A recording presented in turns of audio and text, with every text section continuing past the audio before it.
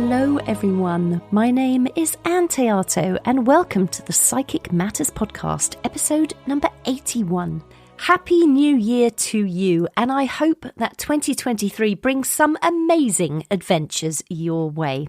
If you need a boost in the mornings, I've got you. Go to my website and grab your freebie giveaway, a small ebook with 7 daily psychic power breakfast recipes, together with a daily affirmation and a daily mantra. It's a hugely beneficial way to start your day, and it's free. Go get it now on anntheato.com, ANNTHEATO.com.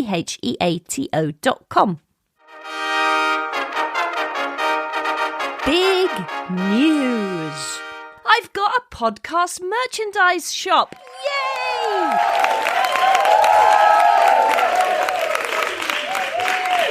I have been working diligently behind the scenes this week on merchandise for the Psychic Matters podcast, namely t-shirts, hoodies, and wearable goods. I don't know about you, but I am always shocked when I consider some of the facts and statistics around the fashion industry. Did you know, for instance, that 60% of clothing is made from plastic? Or that 99% goes to landfill or is incinerated, and that 40 tons of garments are burned or buried per second.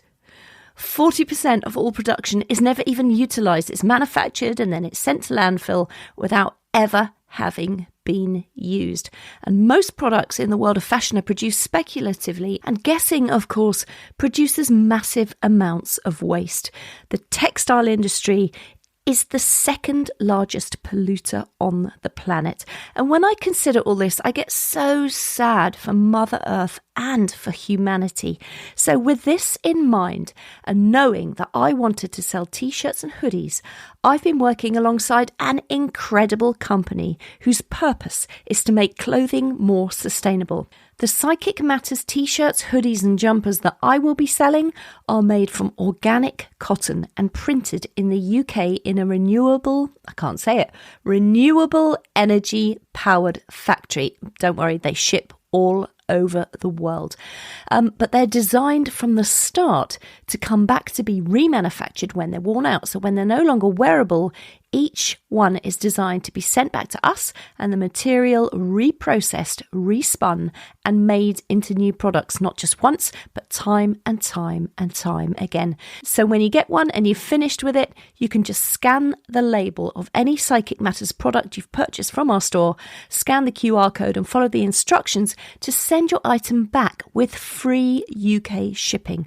So if you fancy purchasing yourself a t-shirt, a hoodie or a tote bag to support the podcast, I've even got a sheet of stickers on there. Please head over to my website anntheato.com and go and buy one. For every t-shirt or hoodie I sell, I think I make a profit of £2.75 or £3, something like that. So every t-shirt you buy will be supporting me as I make the podcast for you. And not only that, they're beautiful, they're comfortable, they're organic, and they are planet friendly. They're just brilliant fun. So do head over there and go and purchase one for yourself. And they ship all over the world. One note to say is that there is only one design at the moment, but please don't worry. More designs are coming. And also, forgive me, I'm still setting up that website page, so some of the buttons aren't quite connected. Stay with it. Try and press other buttons to navigate to where you need to go while I try and fix all that up. And hopefully by the end of January, it will all work smoothly. And now for this week's episode. We are looking at remote viewing. You may have heard of remote viewing, you may not. Some of you may think, oh, how dull and dry and boring. And some of you, hopefully most of you, may be intrigued. What is remote viewing and how does it work? Well, settle back in your chairs and allow me to help you understand what remote viewing is and the many ways in which it can be used.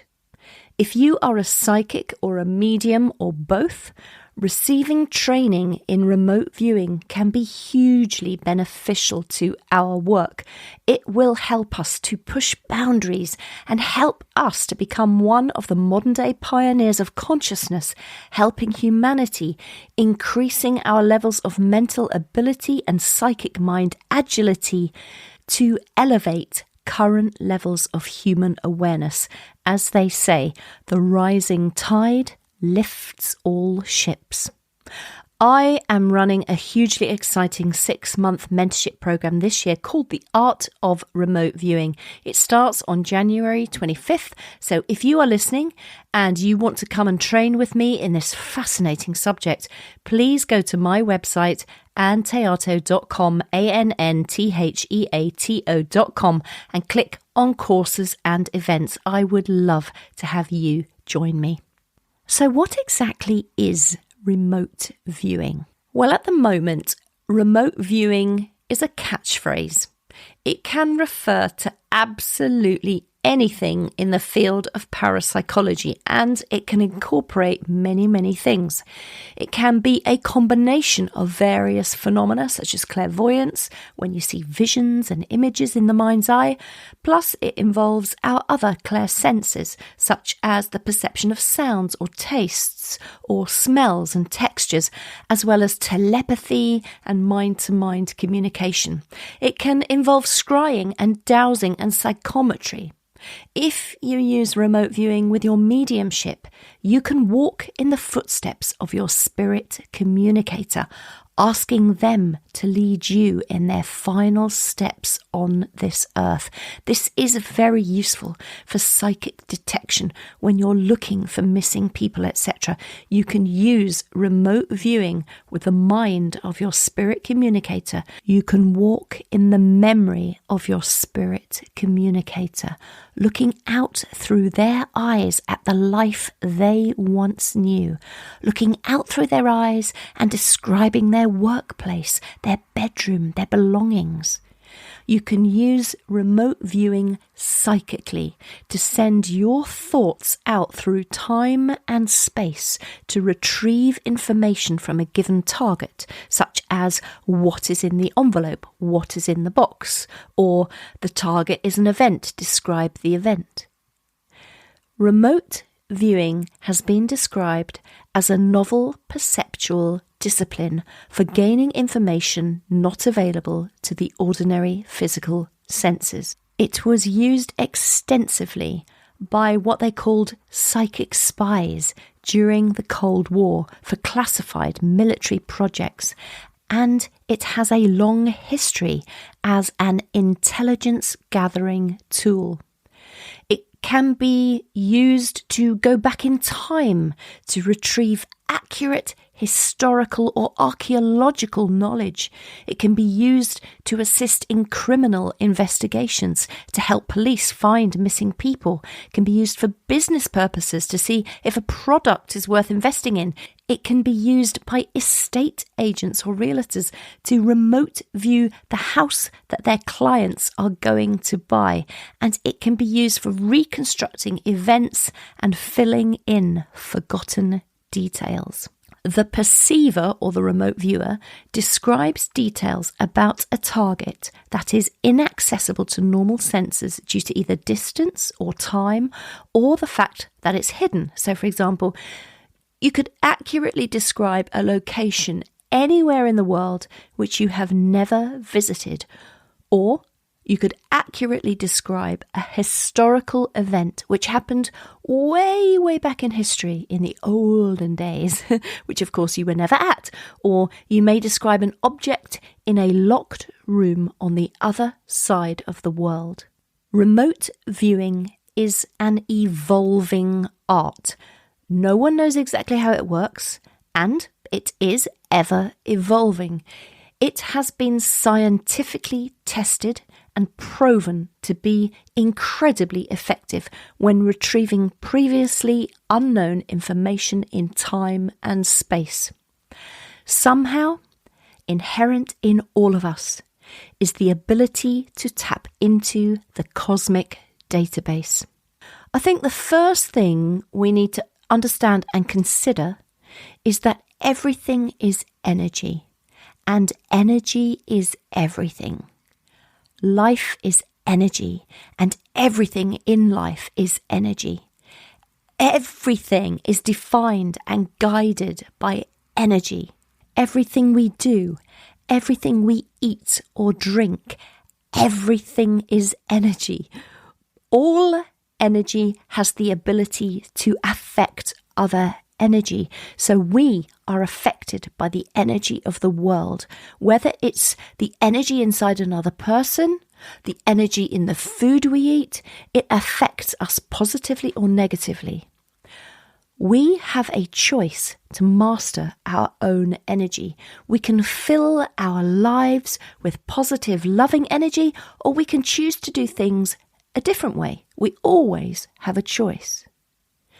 Our energy cannot be taken away from us. If we are surrounded by people who are draining us, then we acknowledge that they are affecting us, but we in effect have chosen to give away our energy, so we can make a different choice. Positive energy in our lives creates possibility. If we avoid negative forms of energy such as gossip or some dark imagery or some types of music that brings our mood down, and if we replace that with positive things, then we increase our ability for endless possibility in this world, because what we eat will affect our body's energy. So we should choose food that makes us feel energetically positive. We are omnipotent, omniscient and omnipresent in the unconscious. What does that mean, Anne? What are those long words? What do they mean? Well, omnipotent is to have unlimited power. Omniscient means knowing everything. And omnipresent is to be in all places at all times. We are infinite, and we have infinite healing energy within us and from the source. We hold great power within us. I'll say that again. We hold great power within us.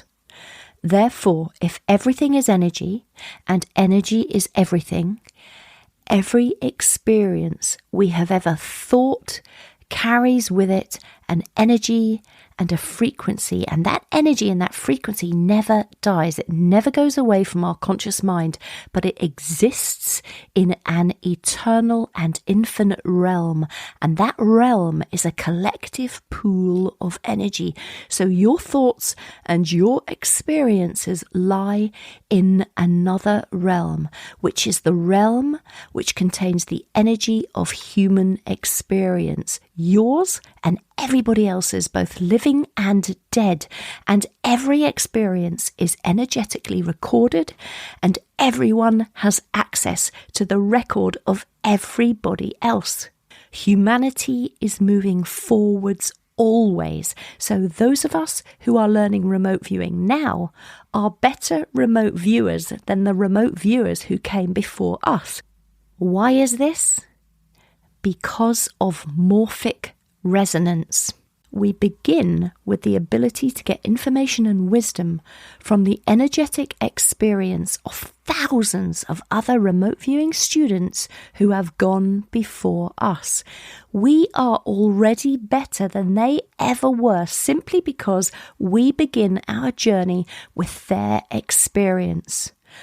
More than the physical, we are eternal and omnipresent. Bernard of Chartres, a 12th century philosopher, used to say that we are like dwarves on the shoulders of giants, so that we can see more than they and things at a greater distance, not by virtue of any sharpness of sight on our part or on any physical distinction, but because we are carried high and raised up by their giant size. We all stand on the shoulders of giants. Let me tell you a little bit about the history of remote viewing, as it can be traced back thousands of years to the days of the early Greeks and even way, way before that. And of course, it wasn't always called remote viewing. The relatively modern term, remote viewing, dates from the 1930s, beginning with experiments in clairvoyance under incredible scientists like J.B. Rhine and René Warcollier. During the Cold War, the Russians were attaining a lot of USA military secrets, and America had no idea how they were managing to do that. There was no way that they could have gained access to some of the top security information. And then the US government discovered a man who had defected from Russia with a lot of documents showing that Russia had a psychic spying program in their military. And this is how they were attaining secrets. And of course, there are no secrets with remote viewing. You can travel anywhere in all of time and space. Nothing can be hidden from a trained remote viewer. It's also undetectable because we are not leaving our body, unlike astral travel. The subconscious mind bounces off the signal line and brings back pieces of information. Our subconscious mind assembles that information and creates a virtual reality around us. And therefore, we are not visiting the target. We are visiting a copy of the target that we are creating. We can pick up all the tastes, all the smells from that virtual reality, and therefore we are undetectable because we're not really there. We're not leaving the body. Fast forward then to the 1960s and the early 1970s. Researchers at the American Society for Psychical Research began conducting out-of-body experiments, and one of the subjects of these experiments was a chap called Ingo Swann. He was subsequently known worldwide as the father of remote viewing. Now, Ingo was an artist, and he had a great interest in and studied the paranormal. The experiments conducted by the American Society for Psychical Research pointed to something very unusual. Something very different to the current understanding was happening. Remotely viewed locations and objects otherwise inaccessible to direct human perception were being evidenced. Meanwhile, over at a place called the Stanford Research Institute, we have two gentlemen, Hal Puthoff and Russell Targ. Both of them were brilliant physicists, and these two gentlemen began researching ESP, extrasensory perception. They researched clairvoyance and telepathy, and they researched all kinds of different forms of non-conventional communication. Eventually, they got funding from the Central Intelligence Agency, the CIA. They experimented with putting people in Faraday rooms.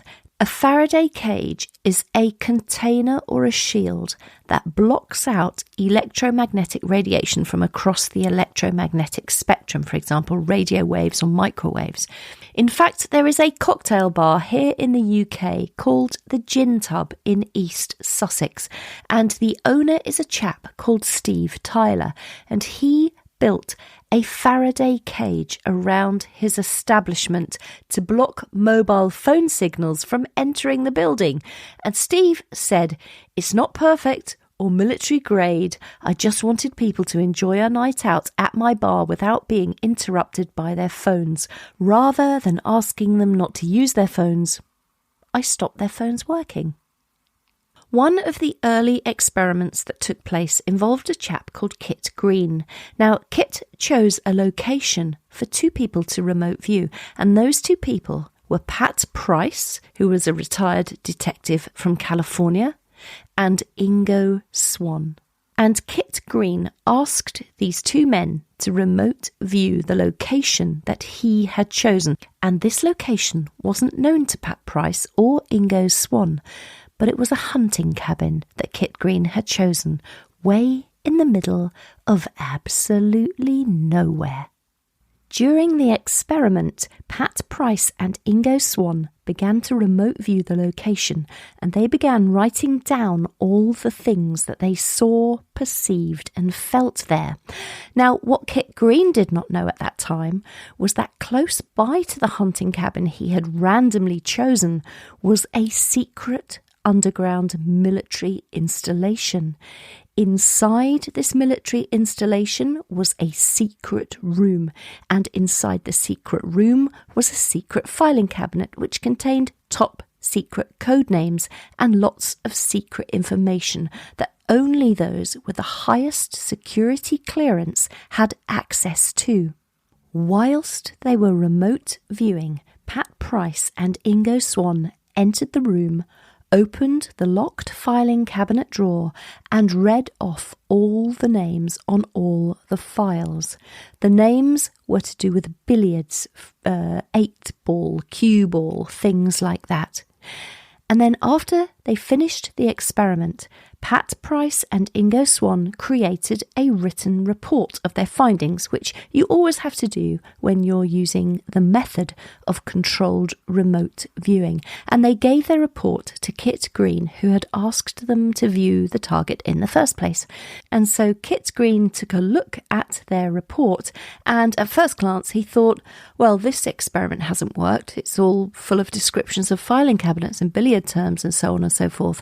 However, Kit Green passed the report up the chain of command, and apparently the big chiefs at the top of the chain were thrown into a frenzy of disbelief. They thought we had spies, but eventually they came to realise that this was true telepathic information. Pat Price and Ingo Swann used a technique called bilocation. And bilocation is a phenomena. It's when you buy into the virtual reality that you created so strongly that you feel you are truly there. You lose touch with your surroundings. You are at the location of the target in every way, mentally and physically. Your body temperature may rise in response to the high temperature present at the target site. Or you may experience nausea because of something moving rapidly at the target site. They had bilocated to the target, which is when they were able to put their head into the filing cabinet to see what was in there. With scientific experiments like these taking place, with these phenomenal and inexplicable results, the US military obviously realised they had a massive breach in their security and they needed somehow to defend against it. So they created a military unit in which they could research this paranormal phenomena. They chose some abandoned buildings in a place called Fort Meade in Maryland, USA, and they enrolled a team of people to thoroughly, scientifically and methodically research and refine what we now all term remote viewing. For 20 years, the US government funded all the research, and of course it was all performed in secret. In 1978, the US Army created a unit to use remote viewing operationally, often collecting intelligence against foreign adversaries. In the 1980s, funding was hard to come by. In 1986, under Army sponsorship, it combined with the DIA, the Defense Intelligence Agency, and in 1991, it renamed its program Stargate. Portions of the program were declassified in 1995. During its lifetime, the remote viewing unit gathered intelligence against a broad range of targets, things like strategic missile forces, political leaders, hostage situations, secret installations, terrorist groups, counter-narcotics operations, things like this, with huge success. And failures too. There are always failures. Despite the the huge success of the program, the CIA put out a document in 1995 stating that they had decided remote viewing was not useful as an intelligence collection tool after all, despite the 20 years of financial support they had been putting into it. They downplayed it and stated something along the lines of remote viewing being deemed totally useless as an intelligence collection resource. However, it is understood that the US military then began putting their top secret facilities in the middle of amusement parks or Chinatown, places that are very colourful and very busy, because these kinds of places makes it harder for psychics and remote viewers to see. Emotional attractors are so powerful, we as psychics get drawn to them instead of the actual target. It's hard for a remote viewer to separate out a boring old top secret location with tables and chairs and magnolia walls. It can be psychically protected by a more exciting environment whereby a psychic might get distracted and view or look at the wrong things in the location. In some forms of remote viewing, the viewer not only verbalizes what he or she is perceiving, but also sometimes records in writing, in sketches, and sometimes even in three-dimensional modelling the results of the remote viewing episode or session. So what have we learned so far about remote viewing? No one really knows where information comes from, how it is delivered, or how we are able to process it. There are lots and lots of theories, but there are no real answers. The current theory, which is quite popular, is that there is some sort of emission possibly coming from the target. There's some kind of a transfer mechanism, for example, some sort of transmission device or method, some form of receiver, e.g. a remote viewer. No one has any idea what the truth is. Mankind is trying to use observation and logic when it comes to deciding how reality operates, yet we still struggle to understand the laws of how time and space operate. We do not receive perfect transmission. The information that comes into the remote viewer's awareness is not totally intact or whole. It can come in bits and pieces, and we can build these up into a clearer and a bigger picture of the target. As a remote viewer, you are a conduit for unattached information. A psychic such as myself, and possibly you, the listener, is someone who uses different tools to practice their trade, for example, scrying, using a crystal ball or a mirror or maybe tarot cards. Some psychics receive their information spontaneously. Some are trained. Most operate within the boundaries of their own rules. They don't follow a specific method for receiving information. They do their own thing, working with their own intuition in their own way, using their innate clairsenses without any particular method being used other than something that is particular to them as an individual. A large part of becoming a successful remote viewer will be developing your ability to quieten the inner dialogue, to let go of ego, let go of self-doubt, and let go of the outcome. We have to remain the observer and not the evaluator. There are also many different types of remote viewing. There's outbounder or beacon remote viewing. There is ARV, associate remote viewing, CRV, coordinate remote viewing, which is now known as controlled remote viewing, precognitive remote viewing, ERV, extended remote viewing, SRV, scientific remote viewing, TRV, technical remote viewing, natural remote viewing, dream remote viewing, medical remote viewing. I mean, the list goes on and on and on. The type of remote viewing that was carried out by the US military and funded for 20 years by the CIA was controlled remote viewing, which is an interview and report methodology. They had to show their workings out. They had to provide accurate data entered into spreadsheets and computers. Lynn Buchanan, a world-renowned expert on remote viewing and its potential, was a psychic spy for the US military, and in his incredible book, The Seventh Sense, he talks about one of his tasks, which was keeping an accurate database. In that book, Lynn says results weren't classed as a success or a failure, but rather data was scored and entered into spreadsheets. The computer would then calculate the number of correct or incorrect perceptions. This data, entered over hundreds of targets, gives a remote viewer a track record or dependability rating.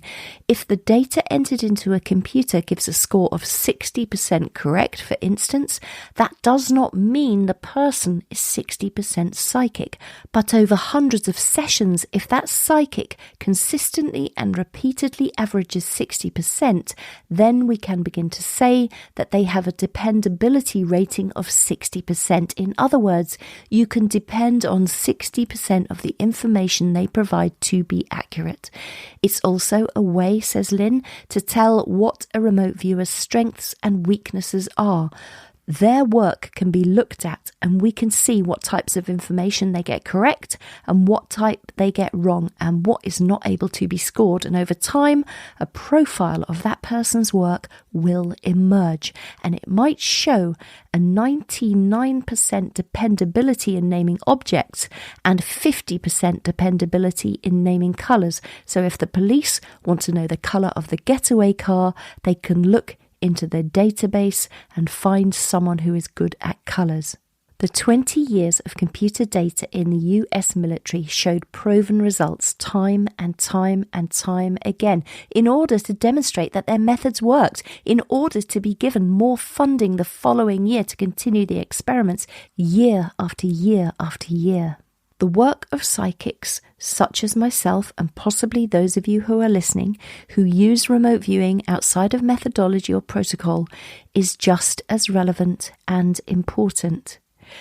We should all be so very grateful to Ingo Swann, father of remote viewing, who dedicated a great portion of his life to investigating the subject of ESP and clairvoyance, and for demonstrating that each of us carries a dormant psychic ability that we can explore and use ourselves.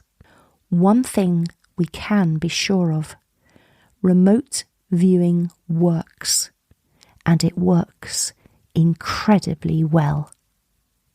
I really hope you have found this episode intriguing and inspiring. If you are interested in studying this topic a little further, I invite you to join me on my remote viewing 6-month mentorship program. There are just a handful of places left. Go to my website, anntheato.com, ANNTHEATO.com, and click on courses and events. As ever, there are show notes available with a full transcript on my website for this and any episode of the podcast. Wishing you a fantastic couple of weeks ahead. My name is Ann Théato, and thank you for listening to Psychic Matters.